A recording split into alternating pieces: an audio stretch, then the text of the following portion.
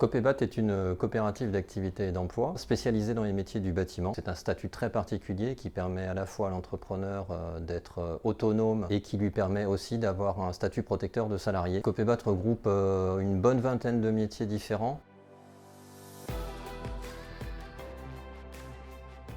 Des projets très particuliers, bois, paille, terre par exemple, sur le Périgord noir où on est très avancé sur ces projets-là. Aider des entrepreneurs à créer une association pour fonder un atelier partagé de menuiserie. On travaille sur un futur siège social pour la coopérative qui sera un peu la vitrine de nos entrepreneurs qui, on l'espère, aura le moins d'impact possible sur l'environnement. Dès leur entrée dans Copébat, les entrepreneurs s'engagent à avoir une démarche de développement durable. Au-delà du tri des déchets sur les chantiers, ça va aussi sur la préconisation de matériaux biosourcés pour les clients et donc leur mise en application. Pour devenir associé, il faut prouver que l'activité s'emploie à aller vers de la construction durable.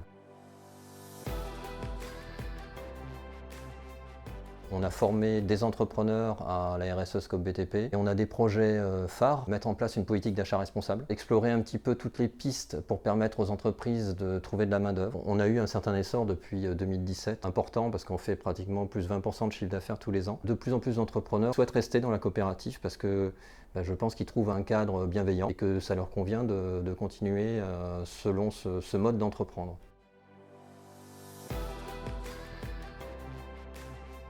Sur ce projet-là, en fait, je suis intervenu pour toute la conception, l'organisation du chantier et la réalisation sur toutes ces phases structure bois, charpente bois, couverture. Je suis le client donc, de ce projet. Avec ma compagne, on a cherché à construire une maison saine, avec aussi pour objectif de pouvoir participer à la construction. On a rencontré Philippe Pétraud qui a pu construire avec nous une formule qui nous a permis d'être acteurs du projet de bout en bout, quoi. Philippe nous a posé quand même quelques bases pour que ça puisse se faire dans un cadre protégé, montrer comment fabriquer, en nous laissant faire et en revenant sur chaque changement de phase pour nous remontrer, nous expliquer et venir contrôler ce qu'on avait fait en amont. Quand j'amorçais une étape pour qu'il puisse être autonome, il fallait qu'il y ait une part de confiance. Arnold nous a aussi appris une méthode de travail qu'il avait dans son ancien métier, ça je trouve que c'est un ingrédient très intéressant. On est parti sur une isolation paille qui a été produite localement chez un agriculteur juste à côté. C'est super quoi, de pouvoir le faire nous-mêmes, quoi. Dans la pose de la paille et de l'enduit terre, on a créé un chantier participatif, enduit terre fabriqué avec la terre du terrain.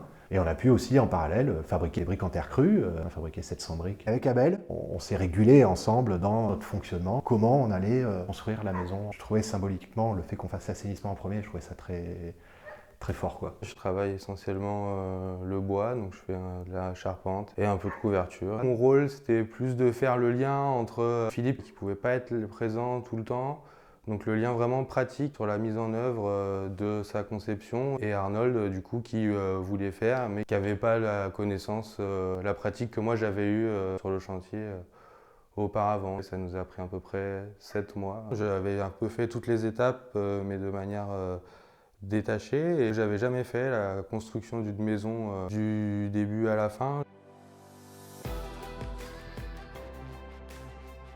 Nous, c'est une entreprise spécialisée dans les écomatériaux, isolation, nettoyage de toiture, qu'on a fait le pas d'aller vers cette coopérative. Et en fait, on s'est tout de suite retrouvé à notre place. C'est tout ce qu'on cherchait, tout ce qu'on est, moi et ma femme.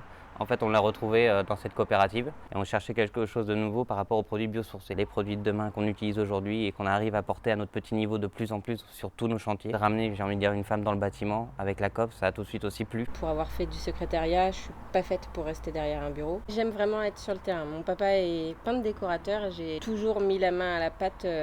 Donc ça nous aide aussi dans nos chantiers où on fait un peu de rénov de placo. On a eu 1 à 2 chantiers par mois, début très tranquille. Et puis c'est parti d'un coup en fait. Les gens aiment bien participer à leur propre chantier, ce qui fait que ça baisse aussi au niveau du devis. Il y a moins de main d'œuvre, donc les gens participent avec nous.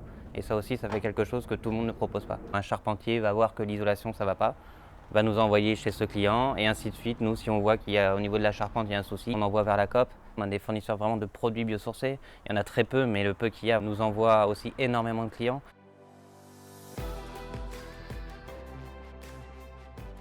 Quand j'ai découvert les coopératives d'activité et d'emploi, j'ai trouvé que c'était un outil magique. Je me suis vraiment complètement épanoui avec des gens qui nous apportent beaucoup de reconnaissance. Et ça, quand on travaille, c'est inestimable. J'avais aussi envie de transmettre, développer tous ces aspects de santé en lien avec l'habitat au sein de la coopérative. La coopérative accepte aussi de me prendre, de m'intégrer auprès d'eux pour continuer à me former et certainement en faire mon métier par la suite, quoi. L'accompagnement, que ce soit technique, juridique, administratif, et le réseau aussi que ça apporte. On aurait été tout seul, cette crise Covid, je pense qu'on allait direct vers le fond. On sait où on va et on n'y va pas tout seul, quoi.